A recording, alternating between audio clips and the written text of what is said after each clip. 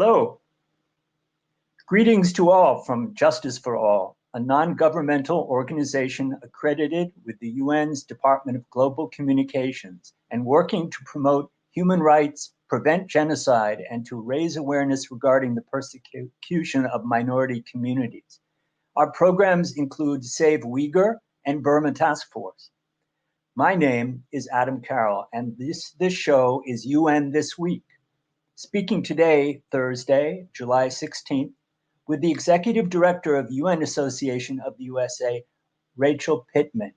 Today's topic, UN Under Fire. How can we save the United Nations at this time of crisis? As many at the UN can tell you, this is a challenging time, and not only because the doors of the UN building have been shut since March and are only now beginning to partially open to some staff.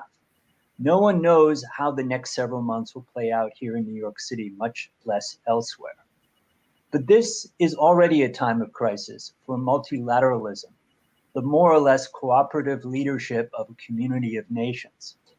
While every day the United Nations is providing essential educational, peacekeeping, and humanitarian services around the world, the work is being politicized and blocked by some of the veto-holding powers in contradiction to basic principles in the UN Charter.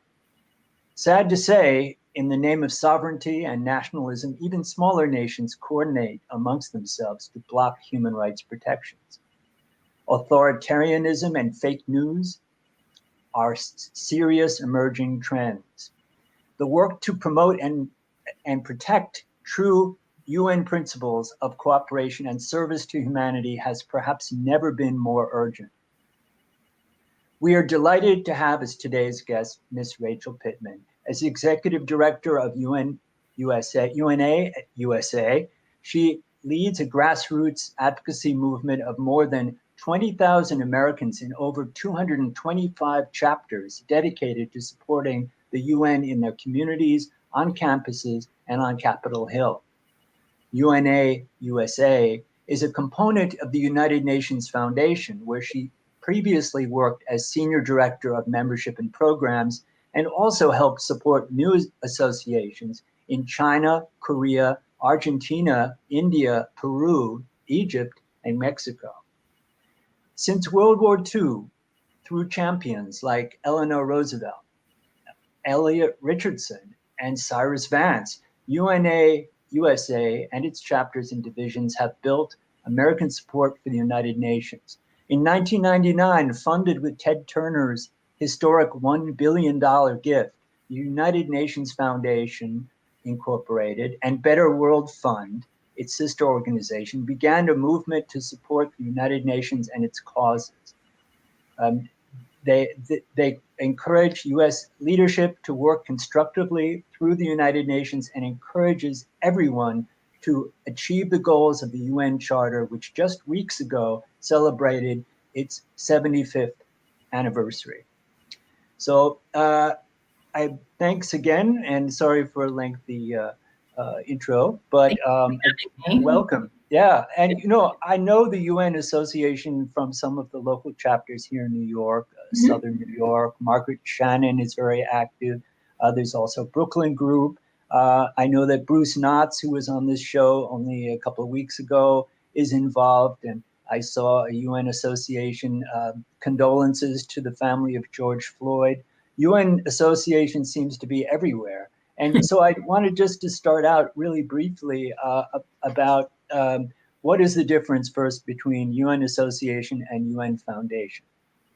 So like you said, the UN Foundation was founded a little over 20 years ago. And the purpose of the foundation is to convene businesses, individuals, other NGOs to support the work of the UN. And also to provide funding for the UN through different projects. The United Nations Association, we joined the UN Foundation a little over 10 years ago, and we are a grassroots advocacy movement of Americans. So we are the grassroots arm that works with individuals in all 50 states, Puerto Rico, Washington, D.C., and Guam, to engage our communities about the work of the UN. So we are very domestic in our work, and the UN Foundation is global in their work. Mm. Well, then, before we get into talking about the UN Association, I wanted to ask a bit about your experience, your previous experience with the foundation, especially with Mexico and China and all of these other places. It must be really challenging. Yeah. So actually, that I think you may have read my resume in a different way. So I previously, before the foundation, worked for a lot of professional membership associations. And through that work, we engaged different countries in order to bring together professionals, be it scientists or lawyers or regulatory people. So that was my prior life before coming to the foundation. I came to the foundation about 5 years ago. I was brought on to be the director of membership for the United Nations Association of the USA, and then kind of climbed the ladder until last year was when I was promoted to be executive director of UNA USA. So I've always been with UNA USA within the foundation. I see. And so just if we could have this on the screen, just an image of some of the different associations around the world, because really it's a very diverse global movement of UN associations. If we could have the logo up. And I think that each association probably includes a lot of different charters. Is that correct? I mean, chapters. Yeah, so what everyone is looking at, as you said, are different United Nations associations. We are part of something called the World Federation of United Nations Associations. So there are well over 100 UNAs across the world, and they operate differently. Some have chapters within their countries. Some are funded by their national government, which we are not. So, which is really interesting because when we meet every 3 years or when we have our online conference calls, it gives us an opportunity to exchange the way that we operate, the way that we work with the citizens in our country to support the work of the UN. So we are a very eclectic group of UNAs that come together, but with the same purpose of supporting and educating and mobilizing people and inspiring them about the UN. It was interesting to see on the website of the UNA China that a lot of the members were in the foreign ministry, where in most countries there wouldn't be that direct relationship with the government. It would be quite independent. So, as you said, everyone is different, and yet everyone is united in promoting the work of the UN, which needs support, obviously. When you're out in the community, trying to interest groups and individuals in joining, in engaging, what kind of wrong ideas do you come across regarding the work of the UN?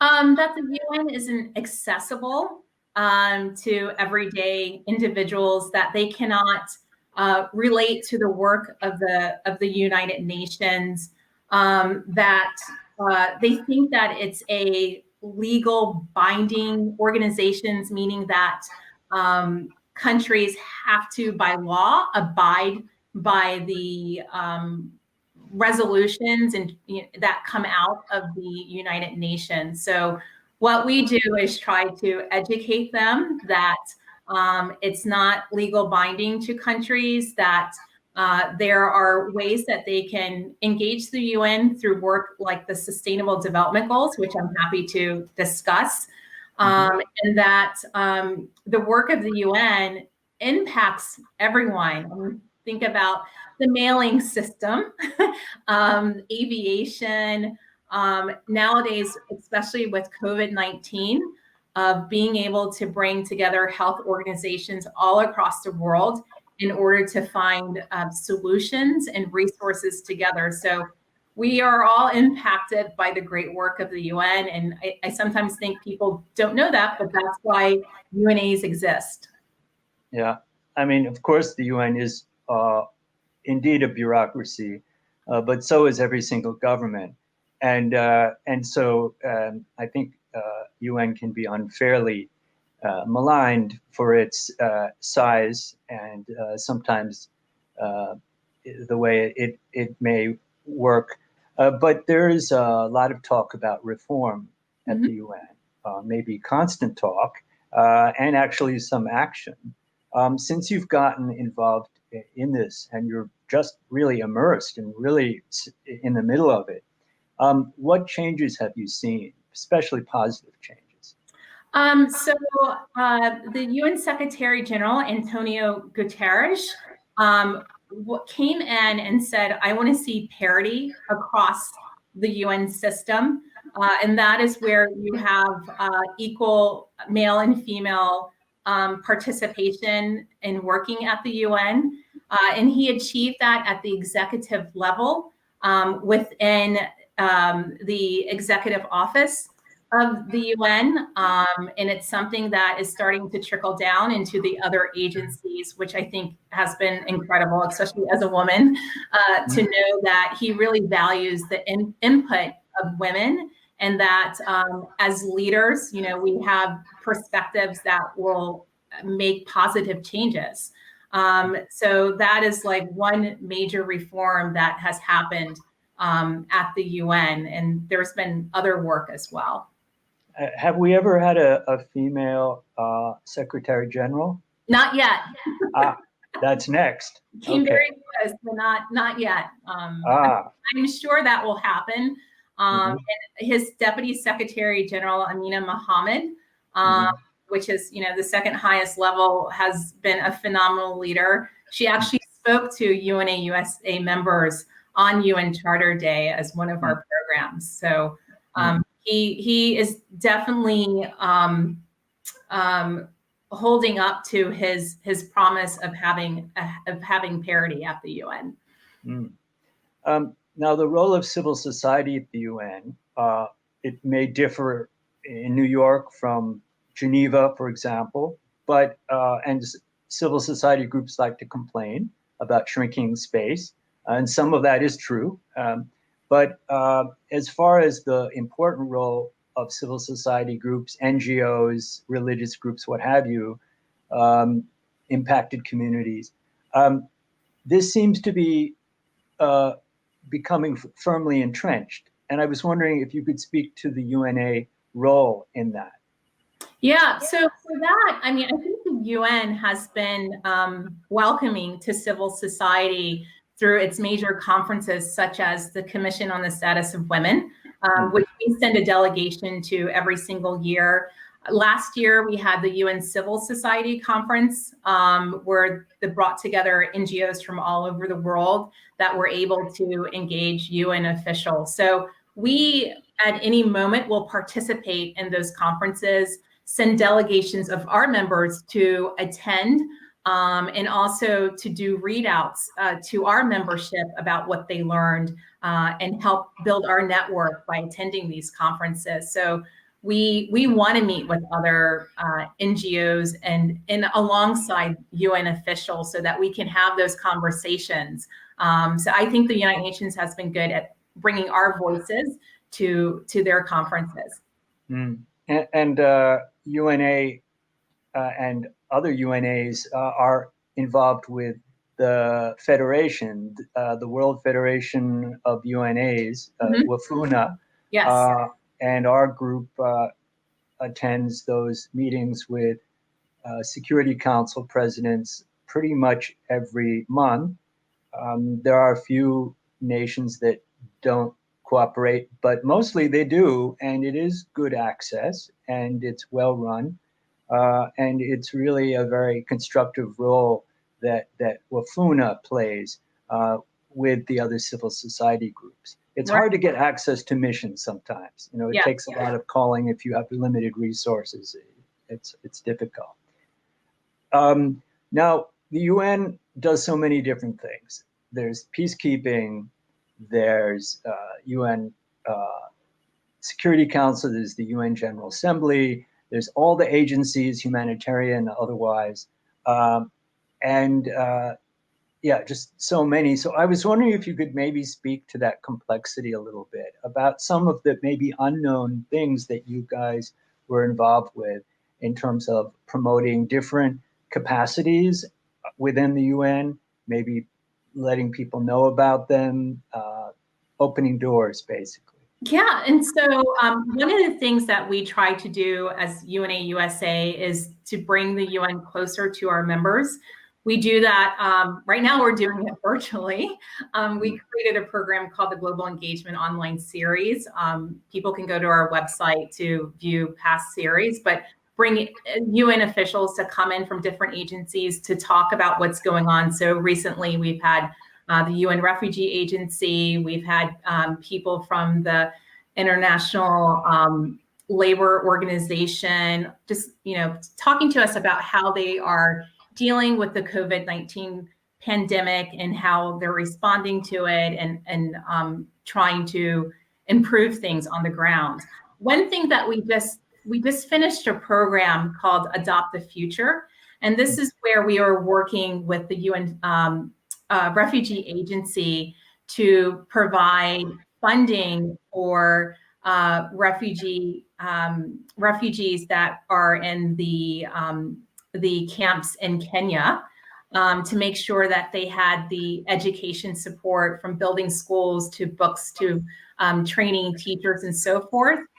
So we were able to connect our members to the UN Refugee Agency, allowing them to give support, and also working with them to educate not only our members, but people in their communities about the refugee crisis, about how they can support resettled refugees here in the United States, in addition to providing funding opportunities for those refugee camps in Kenya. So that's just one example how we connect our members with UN agencies so they can learn more, but also to support them.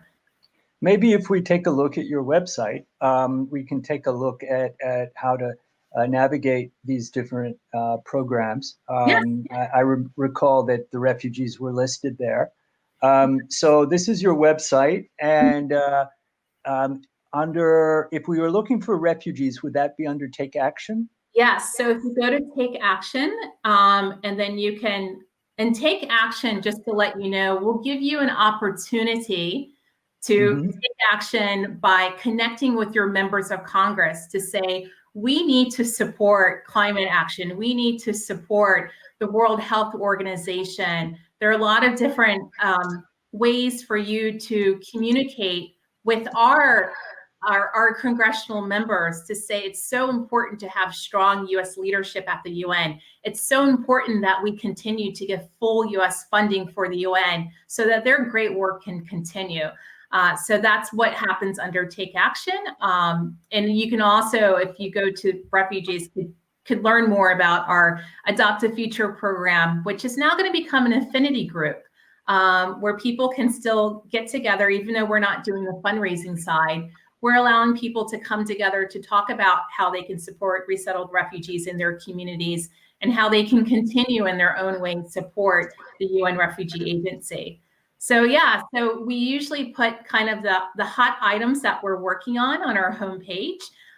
Like I just said, we had the UN Deputy Secretary General, Amina Mohammed, speak. So you can click there and hear the conversation we had with her. And we just finished what was called, well, actually, we're not finished yet, but we're celebrating the UN 75th anniversary. And we were doing consultations all across the US, which was part of a call by Secretary General Antonio Guterres, asking citizens around the world, how would you like the world to be the next 25 years? So we hosted consultations and gathered voices from all 50 states, Puerto Rico, and Washington, D.C. on how, as Americans, we want to see the world in the next 25 years. What are those critical issues that we think that we need to solve? So we completed that portion of it. in June. However, we're going to have people do it throughout the year, but we wanted to get that information to the UN, so that will be rolled up in their UN 75 Global Consultation Report at the UN General Assembly. So we gave them a big portion of it recently of what Americans thought about this idea of where we'll be the next 25 years, but people can still continue to give their input to the UN. Mm-hmm. Yeah, and I do see. I mean, our NGO is oriented towards human rights, and so sometimes we see, how humanitarian organizations that go to refugee camps may need to be very diplomatic and quiet about problems they see in order to remain there and not be kicked out. I mean, we saw that in Burma, for example, where NGOs were kicked out for being critical of abuses.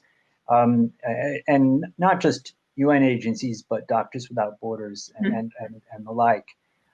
So I think that there is a balancing act between humanitarian and human rights, though maybe it's better to say that they're complementary, and that we need both, absolutely. And we need them to be coordinated so that there's communication amongst the groups, so that if Red Cross or another group sees some problem, they can flag it to Amnesty International or to a smaller group like ours. And if there's a humanitarian need, human rights defenders can also flag that. So building up a community that communicates well is really essential. Again, last time with another guest, we were talking about silos, and that we're trying to break open the silos and really have a collective space for action. Yeah. Some of the governments are more accessible than others, of course. And of course, most of our viewers probably will be in the United States and are somewhat aware that the US government, this administration, has taken a rather hostile view of the UN. Other nations, frankly, have not done too well either. You see Russia's veto of many important human rights resolutions in the Security Council regarding Syria. I mean, really rather discouraging. And other examples come to mind as well. So in terms of dealing with governments that are really not embracing the UN, one hopes to outlast this trend. But is there a way that through education and through its advocacy that the UNA, wherever it may be, can push back against that? Yeah, I think that we do that through all of our advocacy work. As you said, we do education within our communities, but most importantly, at least in the US, it's for us to do outreach to our members of Congress who are the ones who are allocating funds to the UN, and to talk about why the UN matters to me. As your constituent, this is why I believe that you need to support the UN. So it's so important. People sometimes think, what can I do? And what you can do is, when we make it easy for you, is to go to UNA USA and take one of our actions. We make it easy for you to call your members of Congress, their office.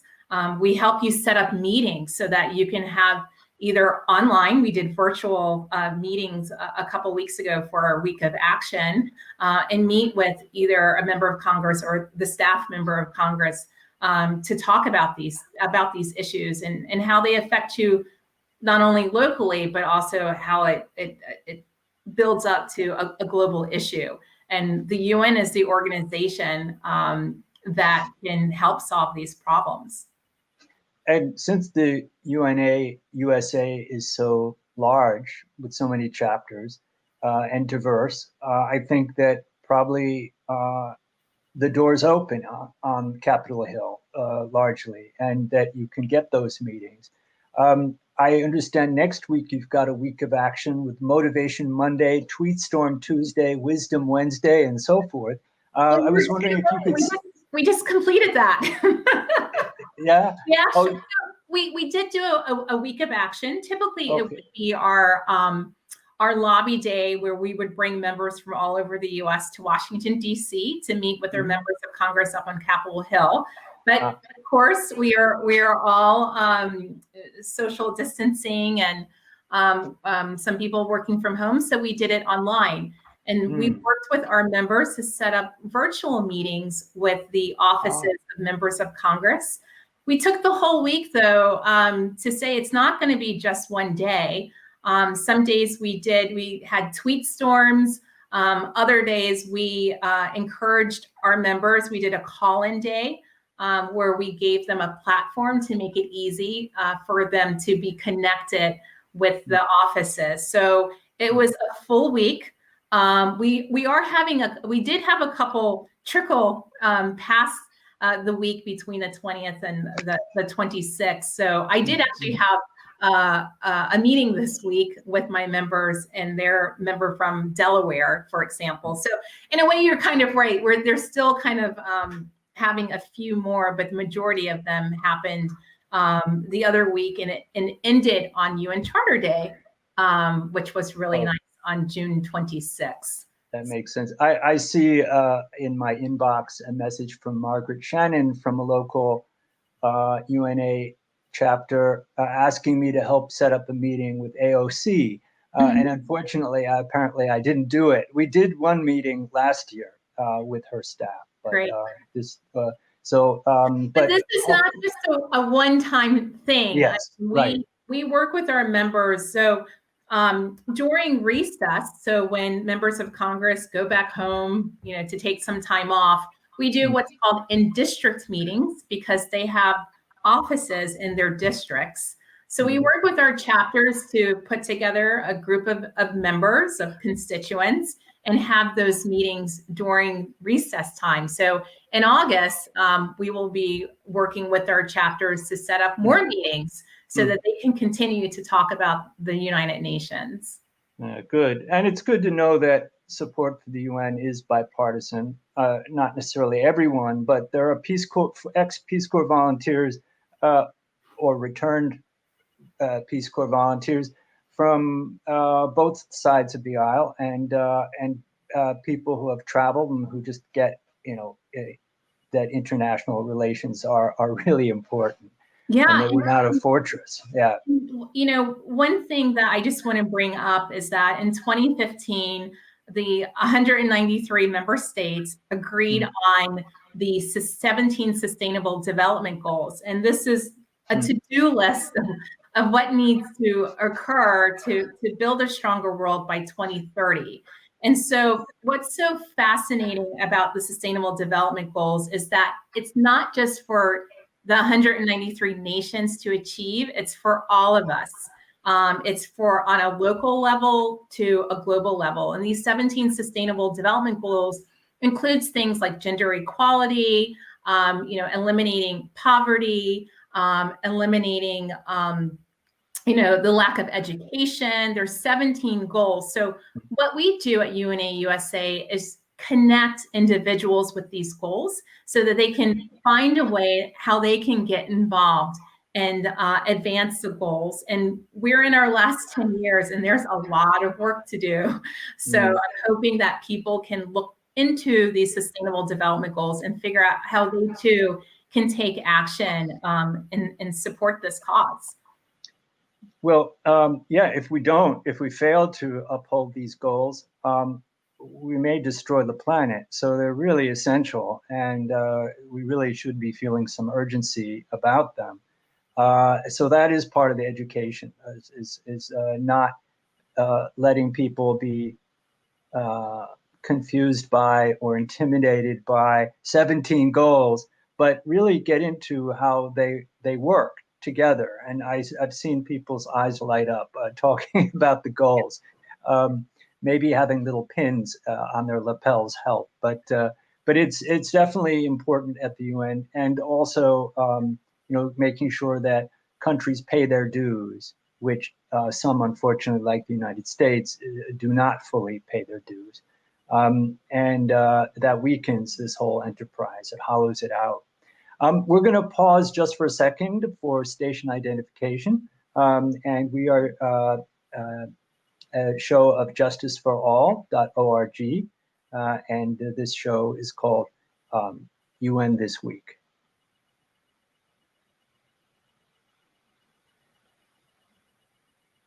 So that pause reminds me that I meant to ask you about your trip to Bangladesh, because you mentioned the work that UNA is doing to raise awareness about the refugee crisis.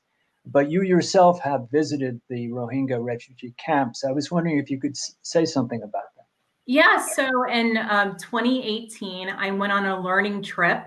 And it was a learning trip where we take staff of Congress so that they can understand how US funding has helped the refugee crisis with the Rohingyas. We visited Cox's Bazar. We talked with government officials, so we were able to talk to the host country and how they are supporting the Rohingyas. And we got to spend a lot of time with the families that had to flee Burma and had to, all the atrocities that happened to them, and were able to sit and have, small conversations, like one-on-one, or just a small group. It wasn't a big group of us because it's, a very tragic situation. And they opened up and they told their stories of fleeing and seeing their loved ones massacred. And it was a very emotional trip. But we also got to see the UN in action. We got to see how the different agencies work together. Between the UN Refugee Agency to the UN UNFPA to the World Food Program, and also how they worked with NGOs that were there on the ground supporting the Rohingyas. So it was very eye-opening, very moving, but you left wanting to do more advocacy for on the refugee crisis. The group went back left saying, I'm going to talk to my boss, the member of Congress, saying we have to continue to fund. So these trips are so important to be able to educate those that have an impact on the work that the UN does, and an impact on the funding, the impact on the future lives of these individuals. So it was a good trip, Yeah.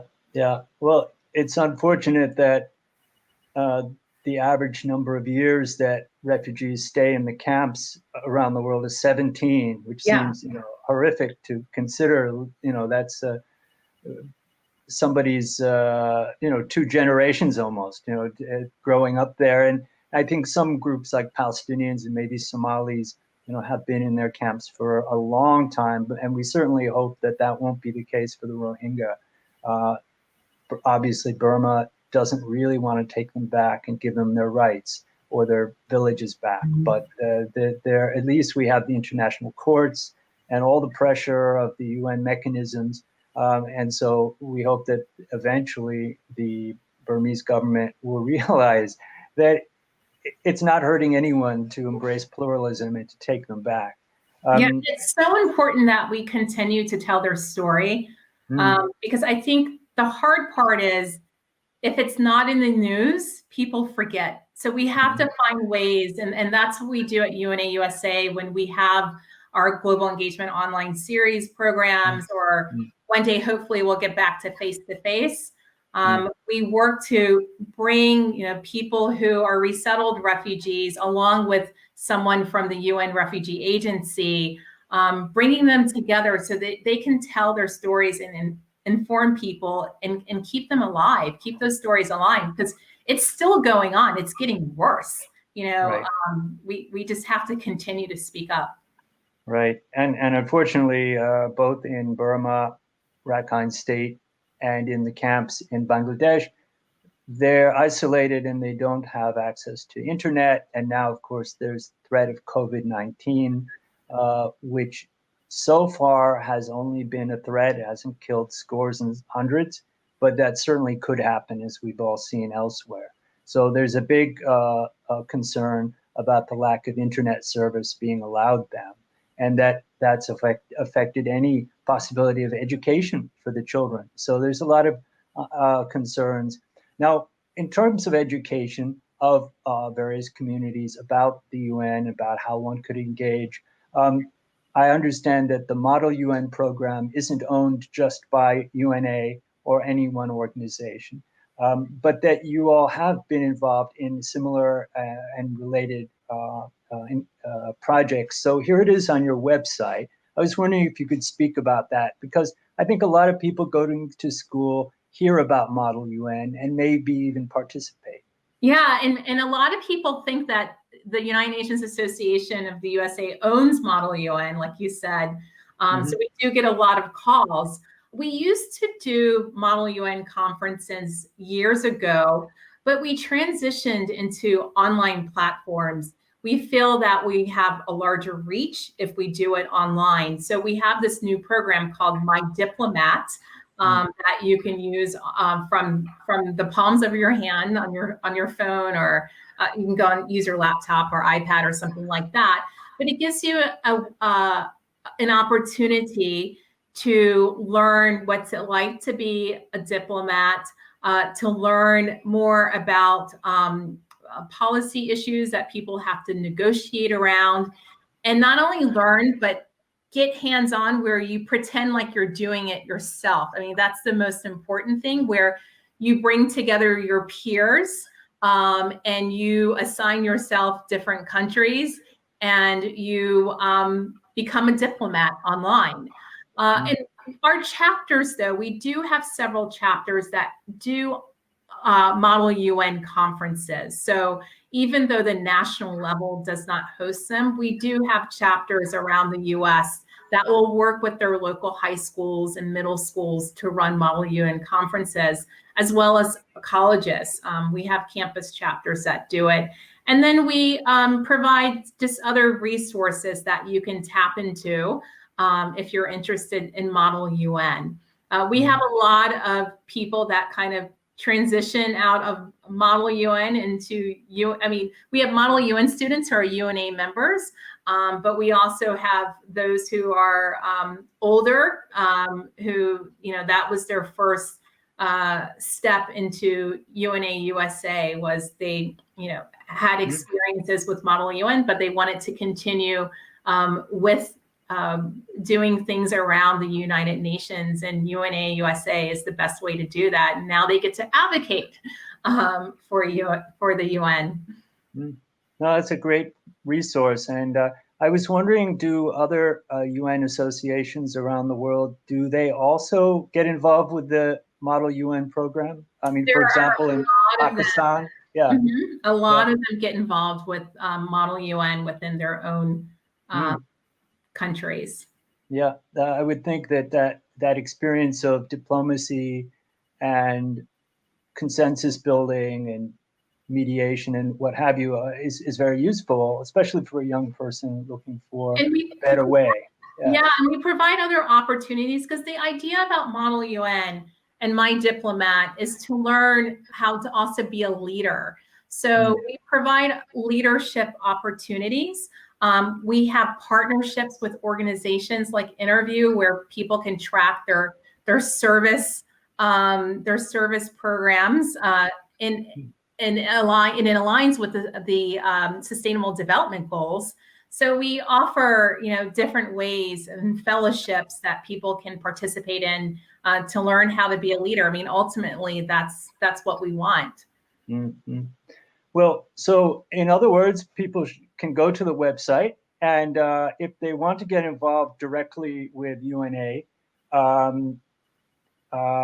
what should they do? First, they should join. And by the way, if you're under the age of 26, it's free for you to join. So please know about that. And then if they have a chapter near them, that's the most important thing. We have campus chapters on colleges and universities, some high schools. and then as well as community chapters. And if they don't belong to one, it's okay, because we have a lot of programming throughout the year to engage them in ways to advocate for the UN. So once you sign up, we'll work with you on different actions that you can take to get involved.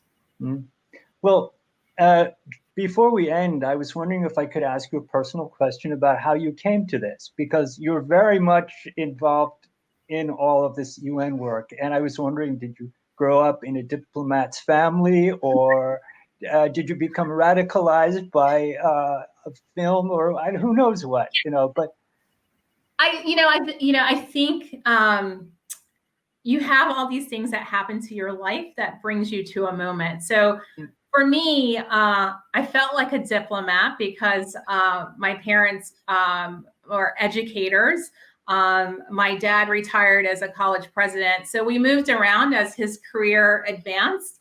I lived on Long Island, in Baltimore, in Memphis, Tennessee, went back to Long Island, and then went to college in Washington, D.C. So I felt like a diplomat because I moved around a lot. And that's one thing. But throughout my life, I was always attracted to people of different cultures. In Baltimore, a Black family. We lived in a majority Jewish neighborhood. In Memphis, it was very segregated. So I had a hard time with that, but I found my community that did diversity training. So there was a group that I joined that did cross-cultural and diversity training. And then with my career, even though it started off with more of the traditional association world, I was engaged in a lot of international programming where we brought those members to different countries so that they can do some exchanges and best practices. So I was very much involved in all those countries that you had mentioned at the beginning of this program. So it just, for some reason, I found UNA USA. I was a perfect fit for the job. And now I feel like I'm at home. Now I feel like I'm where I'm supposed to be, working on these issues, working with like-minded individuals that want to have a better world. And it just worked out really well for me. Well, it sounds like it, and I hope that we can, continue to build bridges instead of walls. And if you want to build a bridge, you have to really dig deep, for good foundations, and you're doing that. So I wanted to thank you, and we have to finish now at the end of this edition. Next week we have a speaker who will speak about Hong Kong and some of the challenges there. And until next Tuesday, we'll sign off. This is Adam Carroll from Justice for All. Thank you so much, Rachel Pittman. Thank you. And very inspiring, and looking forward. Till next time.